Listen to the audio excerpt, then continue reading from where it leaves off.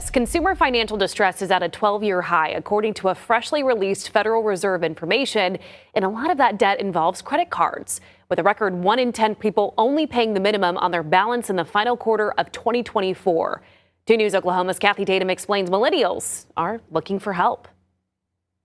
When it comes to consumer debt, about half of millennials point to paying off credit card debt as their top financial challenge. You don't really see a light at the end of the tunnel where you can actually get some relief. You kind of just sit on it.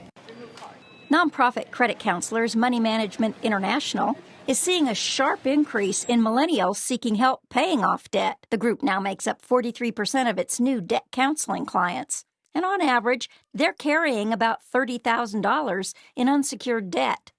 In Oklahoma, MMI saw a 34% year-over-year increase in the number of millennials seeking help. And on average, they're carrying more debt than they have historically, not just unsecured debt like credit cards, retail cards, bank personal loans, but also things like auto loans. So how does a person rack up so much debt?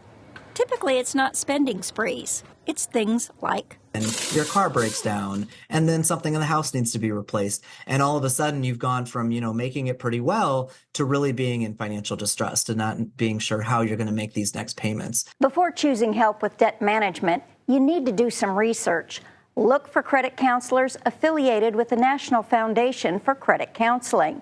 Ask what fees are charged, and before signing up, make sure you understand your options. About 1 in 3 clients that we work with engages with us long-term in what's called a debt management program, where we consolidate all their debt, work with their creditors to reduce the interest rates, and get them on a path to be debt-free within 4 years.